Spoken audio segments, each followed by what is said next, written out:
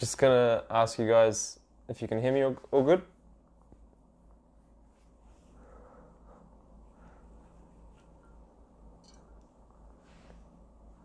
Sweet as.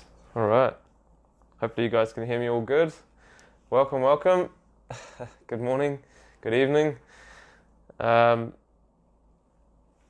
Sweet. Alright guys, so basically I thought I'd just go through my healing journey with you guys and how I healed ulcerative colitis, and also talk you through some of the challenges that I faced when I was going through my journey, and how amazing my life is now as well.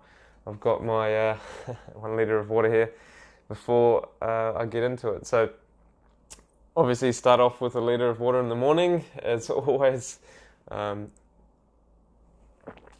just to get hydrated and wake your organs up. So alright, so for those of you that are new and don't know my story, I obviously got diagnosed with ulcerative colitis back in 2012 when I was teaching English in Japan, out of all places. And I didn't really know what this disease was. I'd never heard of it before at all.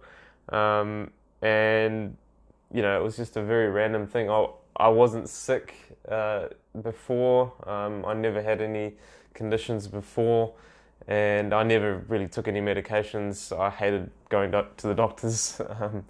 So I lived a pretty normal life before, not realizing that slowly the food that I was eating was damaging my gut. And while I didn't have crazy symptoms like some people do initially, so maybe I was going to the toilet about 3 or 4 times a day, and maybe had a little bit of blood in my stool before I kind of got it checked. But I thought it was hemorrhoids, as you probably would know as well.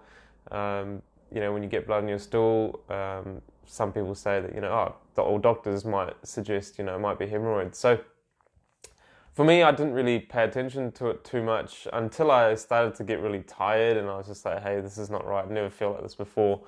And it just, something wasn't right. And I didn't really pay attention to what I was eating, just because no one really says anything about nutrition. Just same old, eat whatever you think is normal. And I thought eating animal protein or animal products was healthy for you. I got on with my life, and when I started to feel more and more tired, and I just thought something wasn't right, I went to the local GP in Japan, and he kind of said, hey, we might need to get you checked if this is happening to you. And of course, there was a bit of a language barrier there, because I didn't really know the medical terms, and I was just conversational. So obviously he said, go to the hospital, get it checked. And so that's when they did a colonoscopy, or sigmoidoscopy, I think it was, and they diagnosed me with mild colitis. And, I wasn't so bad, like I said. It wasn't such a severe condition that I had early on. However, obviously, as you know in my story, you've seen the hospital pictures and you've seen what I went through. As the weeks went by, I started to get worse and worse and worse, and put me on a whole lot of drugs. Started off with antibiotics, obviously, then anti-inflammatory drugs, then steroids. I was on the highest dosage, I think like 80 mg of steroids, which, luckily I didn't get any side effects like moon face and stuff like that, but my side effects were going about 40 times to the toilet, so that wasn't very nice. But yeah, as the weeks went by, just to quickly summarize, as the weeks went by, I got worse and worse. I lost heaps of weight, and I couldn't even walk. I couldn't even talk. I was in tremendous amount of pain. I needed painkillers. I needed sleeping pills. I needed, a lot of things to just, make me function. And I was very, very weak. And I nearly died, to be honest. I think I nearly died anyway. I was feeling really, really weak. And the meds weren't working, obviously. And they had a solution. Well, they said to me, like, well, because the medications aren't working, we're going to have to do surgery. I was that bad, so they were going to take part of my colon out. Luckily, my mum stepped in and she said, no, you're not doing that. And obviously my parents came over to Japan and supported me through the process when I was in hospital. The last resort, they had a last resort, which was immunosuppressant medications. So they put me on what's called tacrolimus. It's an immunosuppressant drug, and I wasn't actually too happy about that because, well, actually, to be honest, I actually wanted them to do surgery because I was in so much pain, and I was like, just get this out of me, get whatever is wrong with you. Because obviously I didn't really know anything about this disease again, like I said, and doctors were just trialing and error, it was just trial and error. Nothing was working for me. That's why they suggested surgery. So then, obviously, they said, okay, well, we can put you on some immunosuppressant medications. And so they did, and my bowel movements went from about 40 times a day to about 15 to 20 times a day. And that gave me a little bit of relief, but by no means was it obviously the solution. And obviously, I had a little bit more energy and I had a little bit more life, but my mum was constantly trying to find something. The whole time we were in hospital, she was scouring the internet, and she found a book called Self-Healing Colitis and Crohn's because she typed into Google, "Is tofu good for you?" Obviously because we're in Japan, so we found this book and we were just absolutely amazed by it because it saved my life. And I'm so grateful to Dr. David Klein and very, very sorry to hear the news. Obviously, some of you might know that he has passed away. So rest in peace, mate. You definitely saved my life. And if it wasn't for you writing this book, I wouldn't have made all the YouTube videos that I have. I wouldn't be going on Instagram Live right now because, I would have never found a solution. And so, thank you so much. Rest in peace. So we found the book, obviously, and I started to apply some of the principles in the book, making smoothies. My mum got a juicer and a smoothie maker in hospital, and, she started feeding me this food. And, I was desperate at that time. I needed anything to get me better. And I think we had some hope with this book. And that's, I think, one of the biggest messages that I want you guys to take away from this is hope. Because there is hope out there for all of you guys that are suffering, and that you guys can also do what I've done and heal yourself and not rely on medication for the rest of your life, because that's something that, I did not want to do. When the doctor first told me you're going to have to be on medication for the rest of your life, I was like, excuse me? Because I'd never experienced any kind of illness before. And, I definitely didn't want to take any meds. So fast forward, obviously, it took about a week for me to see the results of this beautiful diet. And that was obviously with, juicing in the morning, smoothies with bananas and dates, and then steamed vegetables in the evening. So pumpkin, potatoes, sweet potatoes, broccoli, carrots, zucchini. And basically, I started to get better. I started to obviously get my energy back. I started to walk again, which I couldn't do for a very long time. I walked past the nurse's ward, and they were actually shocked because they're like, "How are you walking, carrying the drip?" And it was pretty exciting for me because I have found a kind of a new life. I did 4 colonoscopies in hospital, and the third one, they was, I think, in the 4th week they did the third one, and they couldn't go past my rectum because my mild colitis, which they first diagnosed me with, had gone from mild to severe ulcerative colitis. So that means I had massive ulcers about this big in my colon, and it was super, super inflamed.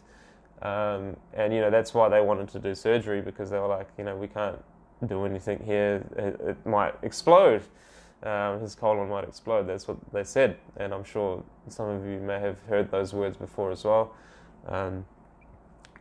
So yeah, the diet worked really well, and in 1 week. So he did the fourth colonoscopy after 1 week, because I was feeling so much better, and obviously all my ulcers had gone. I had a little bit of scarring, and I had very, very little to no inflammation. My blood markers were really good. My CRP was normal, and that's what discharged me from hospital, because my blood test came back normal, and I was pretty over the moon, because I wanted to get out of there. No one wants to be in hospital for longer than that. I was there for 6 weeks, and it wasn't a very nice place to be. So fast forward, obviously the doctor then said, here's a big suitcase full of drugs to take back with you to New Zealand. We just had a grin on our face, because I wasn't going to take them. I did some research actually on the immunosuppressant drug that I was in hospital. I was Googling the side effects and things like that, and some of the side effects were just shocking, and I was like, there's no way that I'm going to take this drug for the rest of my life. And I actually stopped taking it in hospital, because they started feeding me orally the medication, and I kind of just was flushing it down the toilet because I didn't want to take it. And that's something that I wouldn't advise you to do. I was desperate, and I needed something to happen, and I had so much confidence and hope in doing this that I really, and I didn't want those side effects. And one of the side effects was obviously skin cancer, and that was not something that I wanted to deal with. So he gave us a big suitcase full of medication and said, the medication is finally working, and you're good to go. So we just had a bit of a smile on our face, and we just got the hell out of there. And it was a long journey ahead of me. Obviously, when I came back to New Zealand, there were a lot of challenges, and this is what I want to talk to you guys about as well, specifically because it's not an easy place to be. When you have this disease, you can get really depressed, and it can be very uncomfortable. Obviously, going to the toilet so many times a day, you think your life is over, and you think you can't do anything. And when I got back to New Zealand, obviously I started to eat foods that I shouldn't have. And, that included animal products again, because I didn't really understand the whole food plant-based diet. I didn't do enough research. I just relied on David Klein's book, and his book doesn't necessarily talk about the science behind, heart disease, diabetes, cancer, stroke, Alzheimer's, all these diseases. And so I didn't pay attention to that. I just had a lot of cravings, and I went back to eating these foods. And to be honest, I'm glad it happened, because it made me realize the true path to healing. And I needed this to happen, and I learned so much from this. I grew as a person. I became so much stronger, because mentally I got really depressed. I victimized myself because obviously I got symptoms again, and my body started detoxing and said, what are you doing? Why are you putting these foods inside of you? And so I really had to get it together. It was a very, very long journey. So 6 months after I came back from hospital, I came back, in 6 months, 6 to 8 months, it took me to kind of really get back on my feet and rebuild. And I guess I'm just going to go through some of the things that I used to really get me back on my feet, because the mind is really important here, and I think we underestimate the mind's ability to also get you in a really good position to heal yourself, because diet can only take you so far, and it's something that I really emphasize when I coach people, and how you can really pick yourself up when you're down, and really give yourself that self-belief, because that's what it's all about. Self-healing and self-belief, okay, self-confidence. You need to have that if you want to heal yourself. You can't, have doubts, because when you have doubts, you're not going to go anywhere. I mean, I can tell you from experience that, because I had many, many doubts. I didn't want to basically do this anymore because I felt like I was getting worse. And that was a mistake, because my body was actually trying to get better. And the more I started to think negatively about the situation, the worse I got. And that didn't help. And so you're suffering on top of the suffering that's already happening. So it's absolutely there's no need for you to do that on top of what you're going through. So that's where, I started to find some other things, other tools to kind of help me with that, not only with the diet. So the diet was very similar, healing diet, obviously juicing, bananas, steamed veggies again. But I used a lot of other people, and Louise Hay was a really good person that I kind of found, and she has this book called Love Your Body, and if you're out there, please go check it out, or I don't know where you can get this book from, but search up Louise Hay, and she has a lot of affirmations that she recommends, and hold on, let me just check.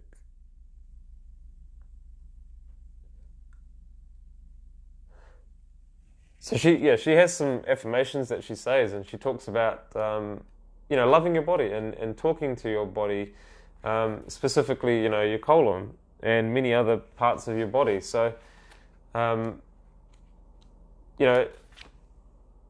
you've got to understand that this goes beyond diet, right? So when you're healing yourself, you've got to focus on your ability to basically go, right, I need to talk to my body and I need to tell it good things.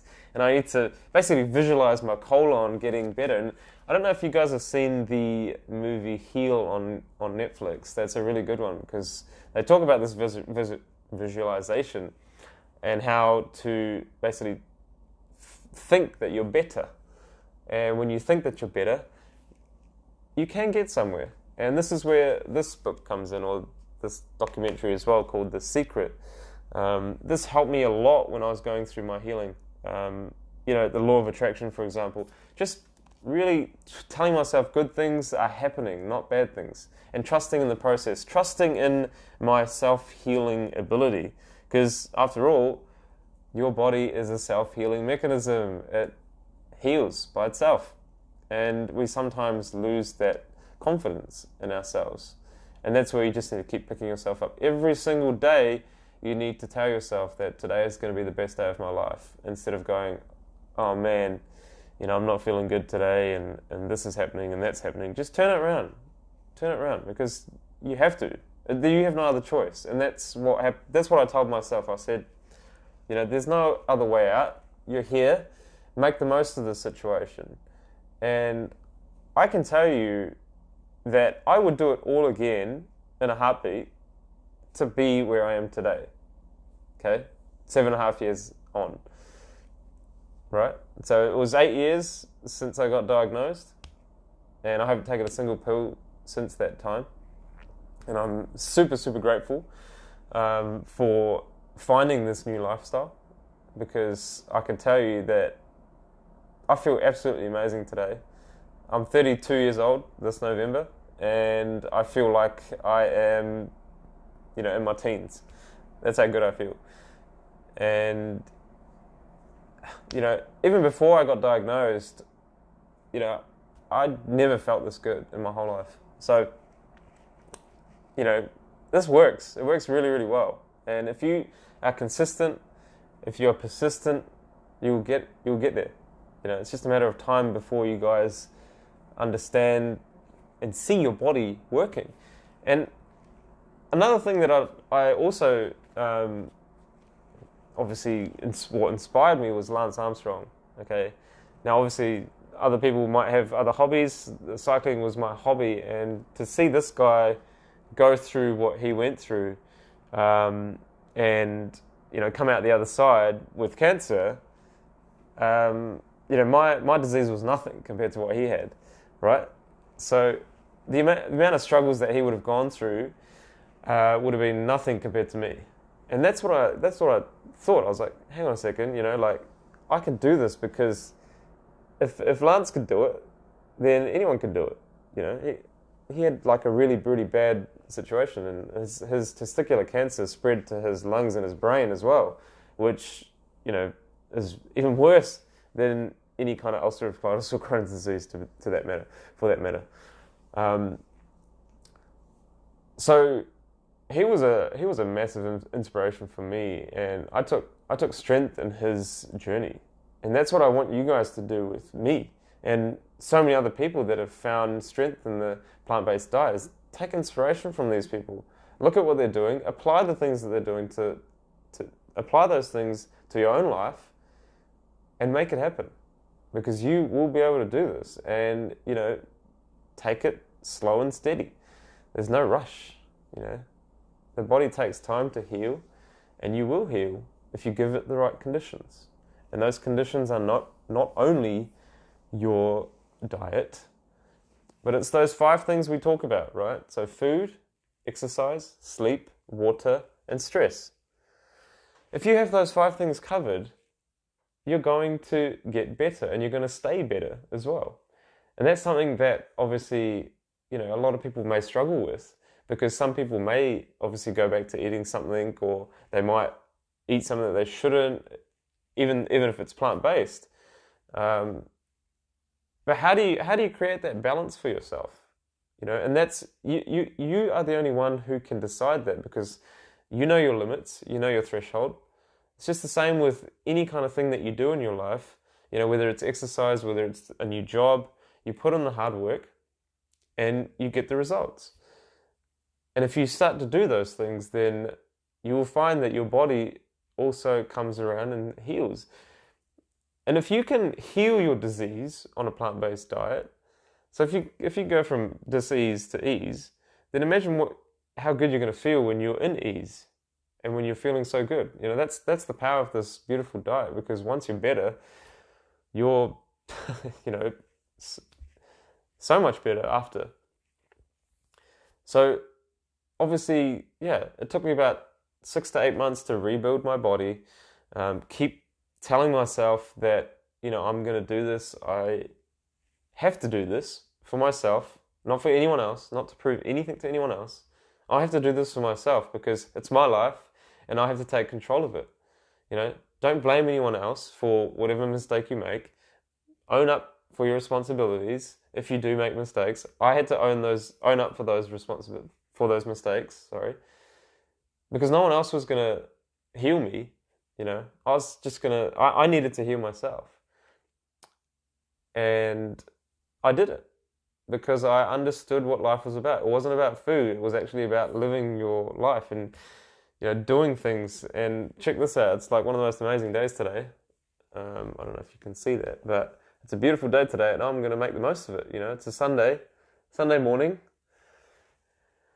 And, you know, I have the chance and I have the ability to go out and do what I want, because I don't have this disease anymore. I'm not restricted to the toilet anymore, because I understand what my body needs. And that's, again, like I said, not only with your diet, but, you know, with your mind and your ability to be stress-free, and not get caught up with little things, because we worry so much about the most useless things. Just focus on what you want, focus on your goals. If you're in that situation right now and you're healing, you know, just focus on everything around your healing. Don't focus on anyone else. You know, read the book, read Self-Healing Colitis and Crohn's book again and again until you understand what your body's doing. And you will find the light. Just, you know, make it happen for yourself, and it will happen if you want it to. So, obviously, thanks so much for those questions. I'm going to go through them now as well with you.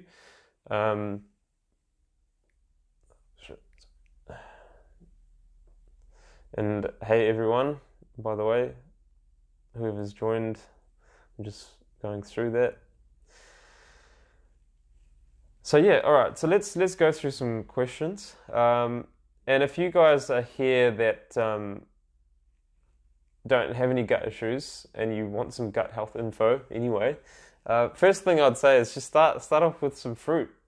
Start off with a beautiful breakfast of a smoothie. Like, you see the smoothies that I eat every single day. Maybe try one of those. You might feel a lot better as well, and your digestion might improve too. So, all right. So we've got some questions here that you asked me. Let's start off with one of the questions here. Will healing IBD help with clearing of brain fog, constant headaches? That was Matt. It certainly will, man. You will notice that the headaches start to get less and less. I had so many headaches. I had a lot of brain fog. The thing with my journey is that I think I've experienced almost everything under the sun you could experience when you're going through this disease. So you name it, I've had it, in terms of bowel movements, in terms of, skin rashes, headaches, fevers, night sweats, acne, back pain, muscle pain, dry skin, dry mouth, almost everything I've had. And so what I can tell you now is that it's not going to last forever, all right? It's all temporary. Your body's going through this process and it's all temporary. So please don't think that it's going to stay with you for the rest of your life, because it's not. As long as you really keep telling yourself that I'm going to get better and I will get better and I will heal. I am healed. You should say that. So it's definitely going to go away. You just need to keep at it and make sure you do all the things that you need to.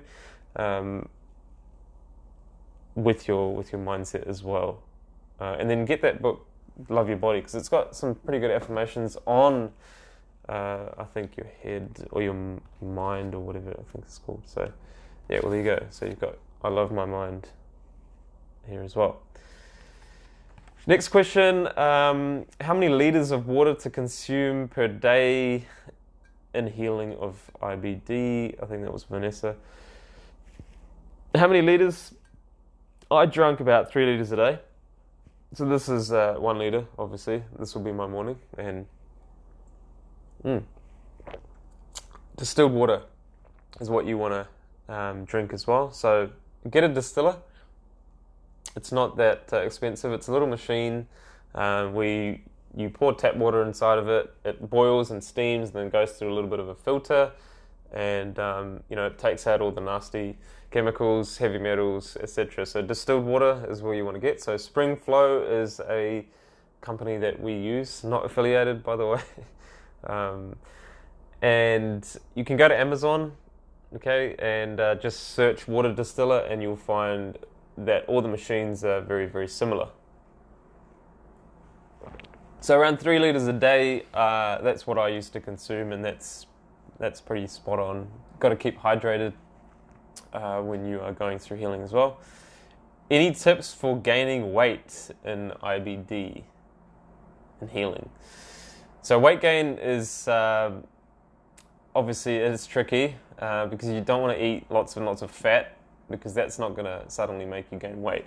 Okay, your body, after it's finished healing, it'll rebalance. So we go through phases, obviously, and you'll go through a catabolic phase where you'll remove a lot of toxicity from your cells, okay, or your fat cells and stuff.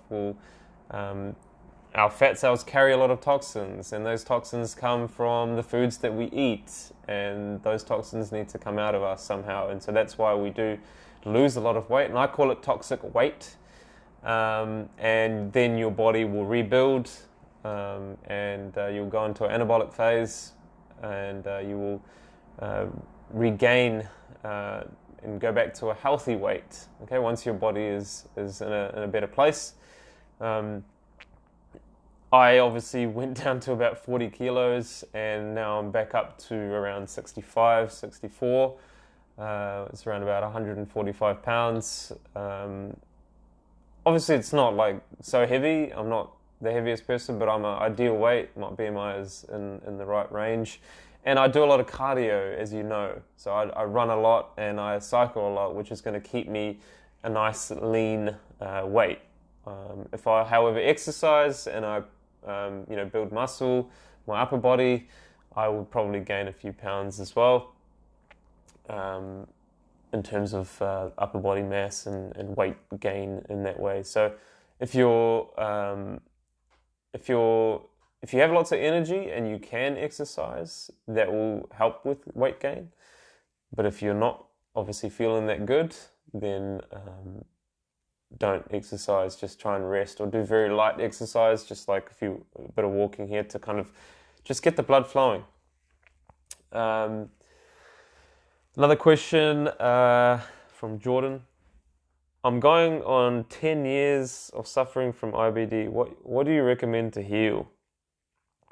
So obviously I don't know that much about your situation, but I'd highly recommend you go on to a plant-based diet if you're not already on that. Check out the book Fiber Fueled as well if you can get a chance, because that is also talking about the microbiome a lot and how a plant-based diet for longevity is the best for your health. Not only IBD, but obviously all the other conditions that we obviously encounter, lifestyle diseases that we get through eating the wrong foods. So because you've had it for 10 years, you want to take it nice and easy. Don't want to go onto the healing diet straight away from David Klein's book. Okay, that's not something that you want to do. Just take it easy and so here we go. Sorry, I'm just answering those questions again. Whoa. Okay.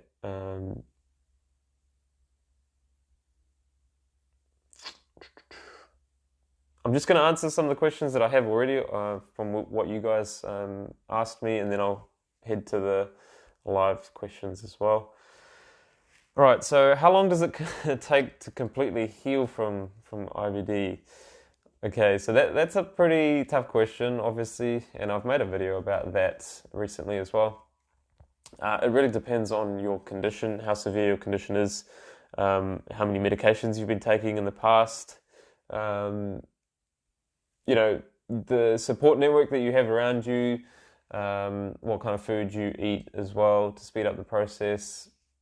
In some ways you can also fast, but you don't want to do anything extreme, okay? You want to just take it nice and slow.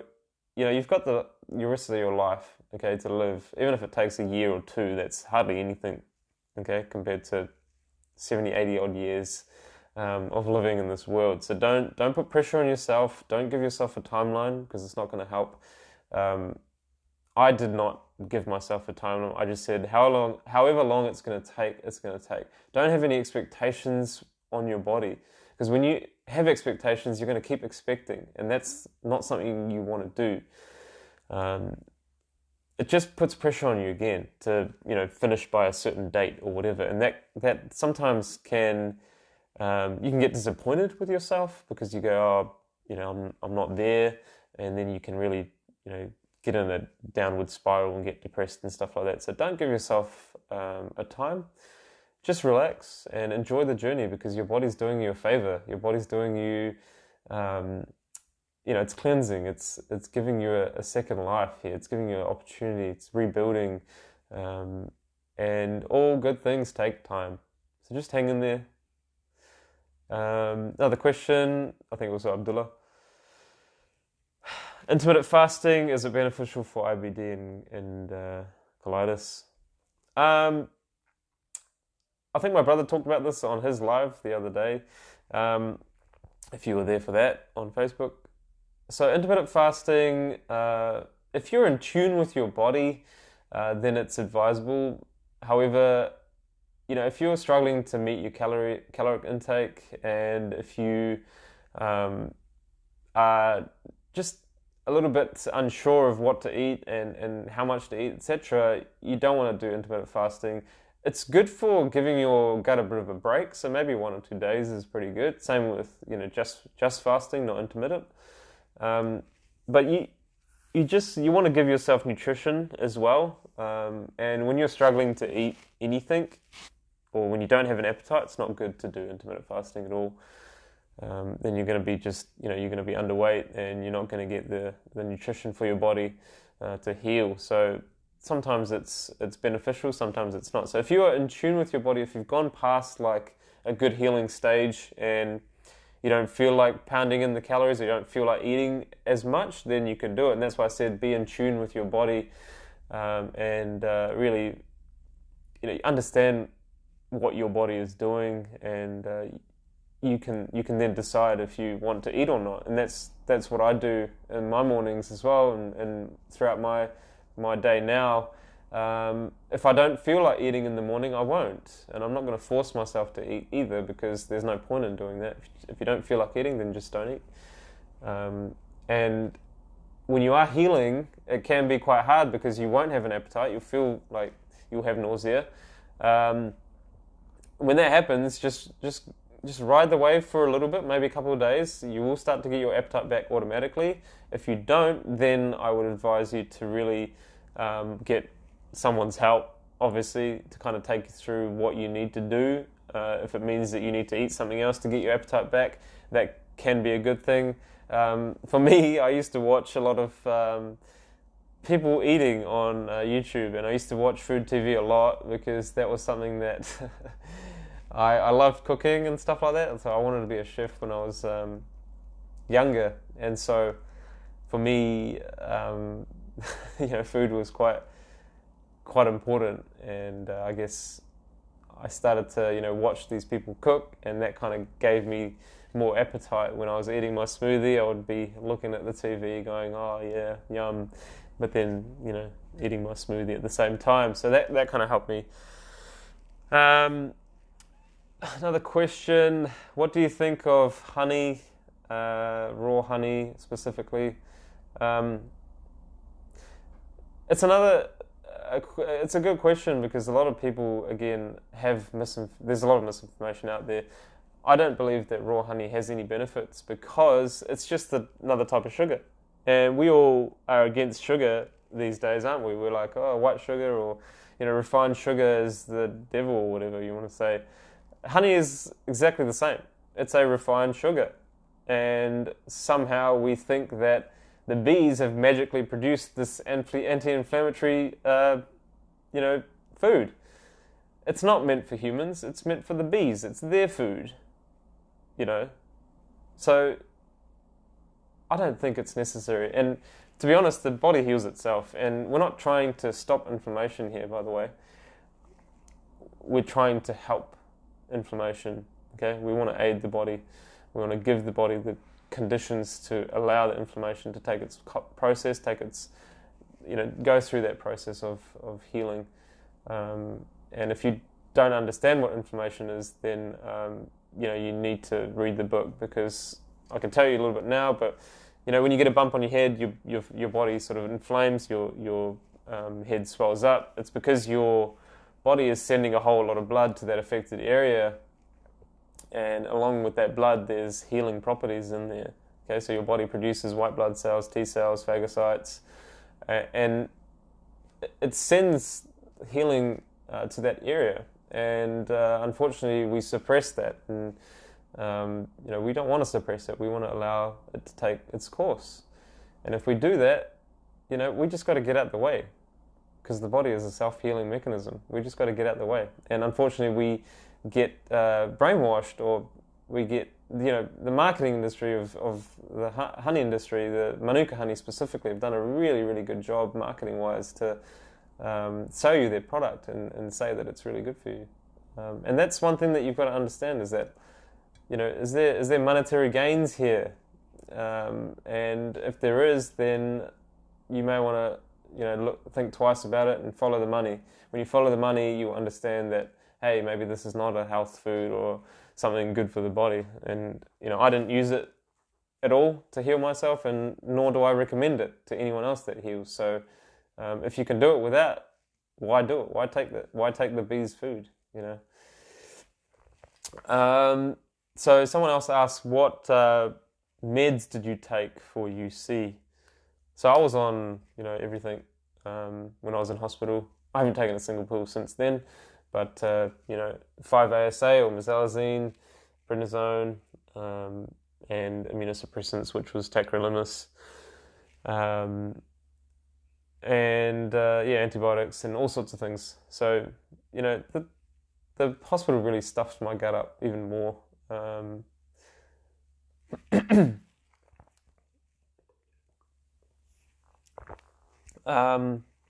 Okay, it's a good question from Megan. No, it's not Megan, it's Megawatt. I don't know what your name is, but other diets say low carb is the way to go. Why is high carb the best? Well, it's not about carbohydrates, right? So all fruits and vegetables are high in carbohydrates, and we shouldn't look at food as macros. The reason why a diet high in carbohydrates or fruits and vegetables specifically is better for you is because you're going to be reducing your risk of so many other diseases. Now, low carb diets give you short-term relief, and if that's what you want, then do it. But it's not a healthy solution. It can, obviously, people get weight loss and things, but it's not a healthy weight loss.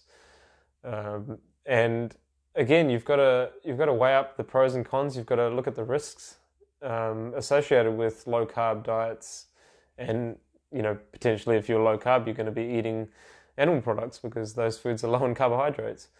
I don't believe it. It's just a fad diet. Okay, it's been around for ages, and again, it's going to increase your risk of heart disease, diabetes, cancer, all those lifestyle diseases that we have. And you've got to look at long-term studies and long-term health. Okay, when these fad diets come out. Again, people just want to make some money, and it's quite sad, to be honest, because the scientific literature and the scientific consensus says that a whole food, plant-based diet is the way we want to go if we want to live longer. And you can't argue with that, because if you think about the people that are living the longest in the blue zones around the world, they eat a predominantly plant-based diet high in carbohydrates. Okay, sweet potatoes, the Okinawans, potatoes in Peru. So you need to understand the science and do your own research, not listen to people on YouTube. Don't listen to me either. Do your own research, just like I did. I'm just trying to, tell you guys this information from my perspective. But you've got to do the research yourself, just like I did, because otherwise you won't understand it. And until you understand it, then you're going to be going back and forth and going, why am I not getting better? Or you have those doubts, which you don't want.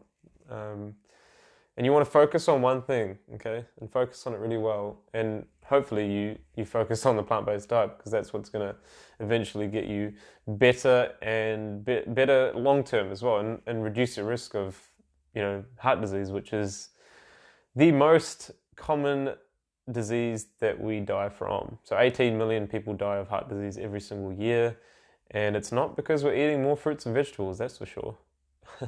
It's because of the saturated fat and cholesterol that we are eating, and plant-based diet doesn't have any cholesterol. It has a little bit of saturated fat, but you want to be eating a diet low in fat anyway. Okay, next question. Sorry, sometimes I go a bit longer.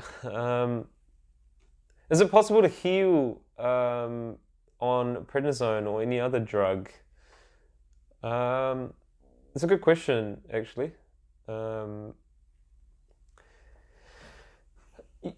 Medication is used for emergency purposes, okay? And don't think that it's not going to help you. I personally don't like to take medication, and that's why I didn't, and that's why I kind of stayed away from it. But some people might need it just for their anxiety, and they might need it just to settle their symptoms.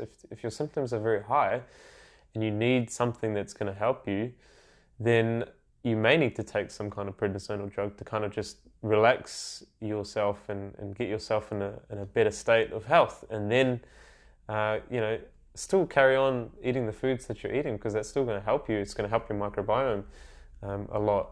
So yeah, if you need to take some drugs, if you need to take some prednisone for a short period of time, then absolutely take it.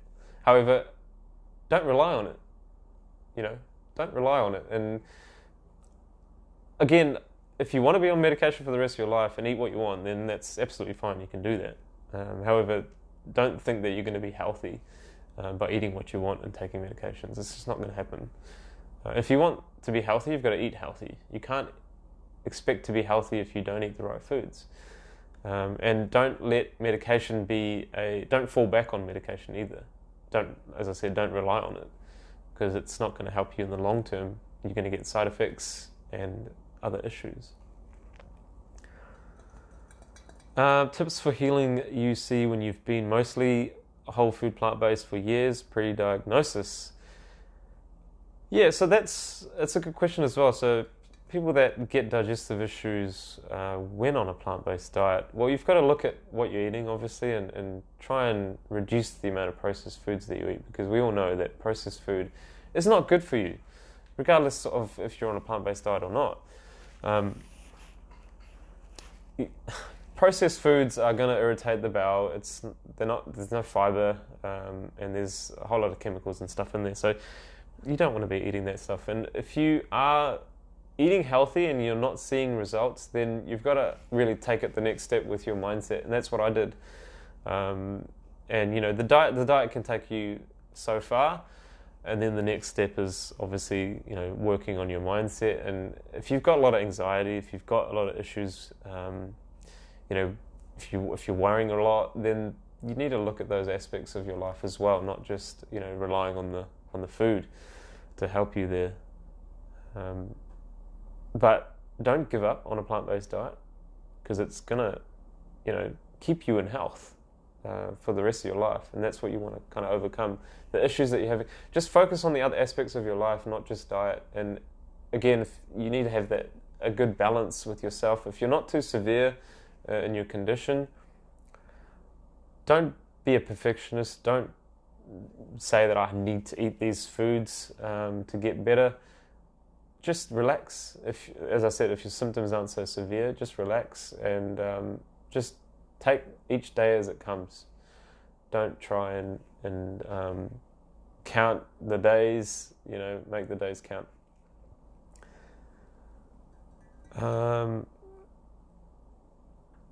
All right, so here we go. It's a really good question, and I have answered it, but I'll go on. No, obviously, yeah.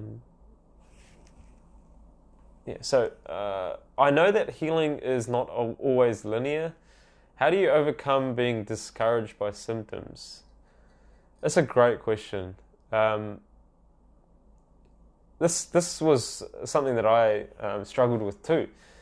Because when I was going to the bathroom so many times and I was getting lots of blood, I couldn't see the light at the end of the tunnel, because I was like, what is happening to me? I had 4 months of straight bloody diarrhea. It was horrible.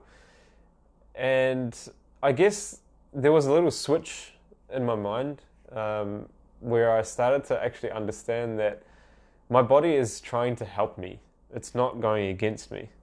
If you can figure that out, and if you can try and believe that and make yourself believe that it's helping you, then that's going to help you get better. Because when you do have symptoms, you have to understand that your body is helping you. It's not trying to go against you. It's not attacking itself. That's for sure. When you're on a plant-based diet specifically, you want to basically use the bathroom as a place of healing. So when you go into the bathroom, that's your healing zone. And that's what I wrote a lot of things in my bathroom. I wrote a lot of good messages and said, this is a place of healing. This is where my body is going to get better, instead of, oh man, I'm going to the toilet again, and again and again and again. I just said, come on body, you can do this. And I gave it that strength, and I talked to it, like I said, with this book. Just talk to your colon and say, good things. All right, so I think those are the questions that I had from Instagram. So here we go. We've got the live. Okay, so Restore My Gut is saying, which foods do we give up the most? I don't really understand that question that well, but which foods do we give up the most? Depends on your journey and your condition, to be honest. Some people, can eat other foods and other people can't, but you've got to understand that, know your threshold, and know your limits. And if you consistently eat the right foods, you'll be able to then incorporate other foods in your gut, and your gut will be happy with that variety. As if you've obviously read Fiber Fueled, you understand that variety is key. So getting yourself to a good state of health by eating a simple diet, and then slowly reintroducing some other foods when your symptoms improve. Thank you for all the good messages as well. Is non-GMO popcorn okay to eat? Well, popcorn can be quite irritating, I think, because it's quite hard. To be honest, I don't know where you are in your journey, so I wouldn't recommend that at all. It's not really a healthy food to eat. If you don't have any digestive issues, then obviously popcorn's okay. But if you're struggling with digestive issues, then I would avoid that kind of stuff. I'm still finding that some fruits cause me pain. Cantaloupe seems to be the best. Okay, cool. So pain is obviously something that I struggled with a lot. And I do believe that when your gut is very sensitive, you are going to experience pain. And nutritionally, it's very hard to do anything about that. So, there are certain foods that will, ease the gut and soothe the gut. But I do believe that pain occurs mostly with gas.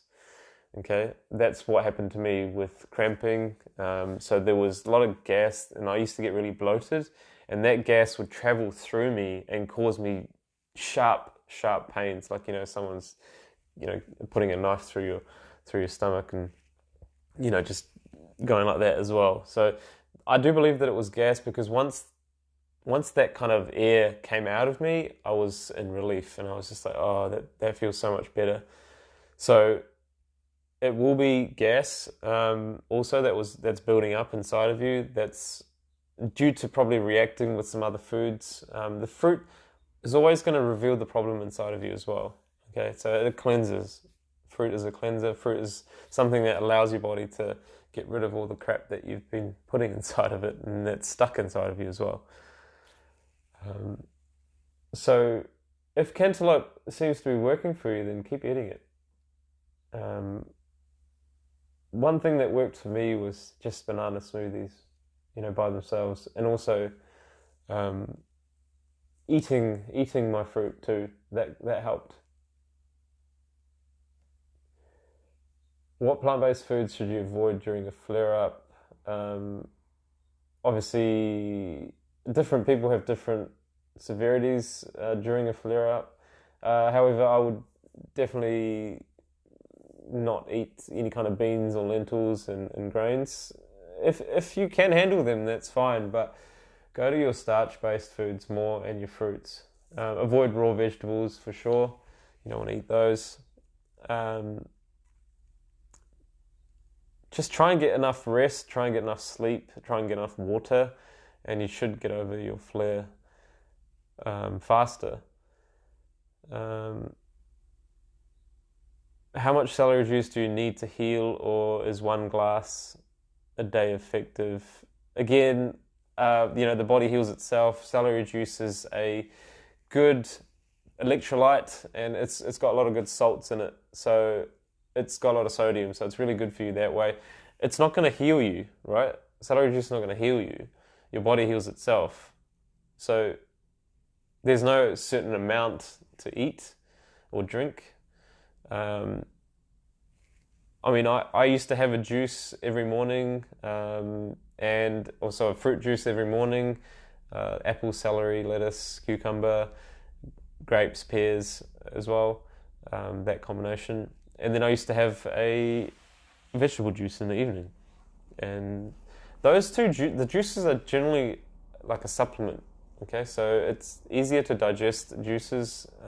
Your body can actually get the nutrition faster in the small intestine.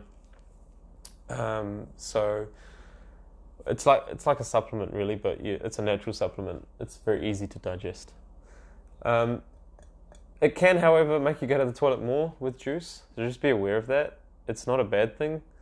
However, if it gets too much, then you can stop the juices and you can start bulking up your food. Obviously, you can pour the juice into your smoothies as well. That's something that you can do to kind of bulk up your stool if you're getting diarrhea. Do you count macros? No, I don't count macros anymore. I did used to fill out Chronometer just to try and find the amount of calories that I was eating every day, but I don't do that anymore. I'm pretty used to it now after 8 years. Buying distilled water, yeah, that should be fine. However, just don't want to drink it out of the plastic. How to lose weight with UC? Normally it's the other way around. Obviously, if you eat a whole food plant-based diet, low in fat, then you're going to lose weight, and it's going to happen naturally. So don't eat any high-fat foods. Limit your avocado intake, limit your nuts and seeds and stuff like that. Again, I'd need to know a bit more information about it. If you're eating well, and if you're eating whole food plant-based, if you're eating what I'm eating, you will lose weight. It's pretty simple. What are the worst foods to avoid? Gluten, dairy, coffee, meat, eggs. So what are the foods that are worst for gut health? Well, definitely dairy is probably the single biggest food that creates issues. I mean, I think 65% of the world is lactose intolerant, so cow's milk is probably the most allergenic as well. So that's what I would cut out of your diet straight away. Even if you don't have gut issues, we're not baby cows. We don't need to drink milk from another animal. Human breast milk is all we need, and we wean off it. So we shouldn't be drinking any other milk anyway. To be honest, even plant milks. I mean, it's just a strange thing that we stick to. I don't drink any plant milks. I drink banana milk, bananas and water.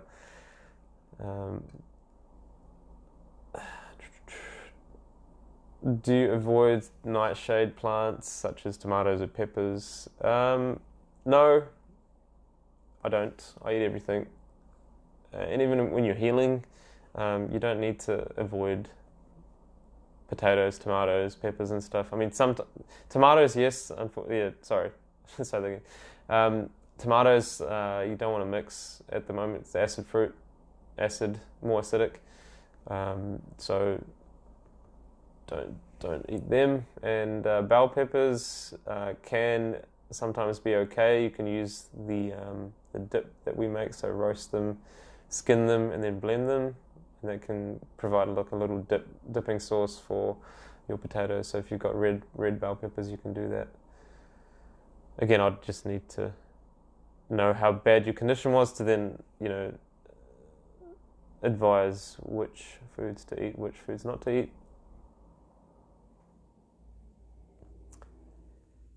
It's really hard to enjoy the cleanse when you are flaring and cleansing. Yeah, I absolutely understand that. It is hard. It's probably the hardest thing you're ever going to be doing in your life when you go through this process, but just remember that it's not going to be for the rest of your life. It's always going to be temporary. Your body will come around as long as you give it the right conditions, right? So mentally as well, you need to basically think, and why do I only have 26 minutes remaining? Okay, you need to think really well. So get this book, okay, and you should be good to go. So, all right. I'm just going to have to do the live again. I've got a minute left. So let me just just tune in again. I'll end it now and then answer some of the questions again.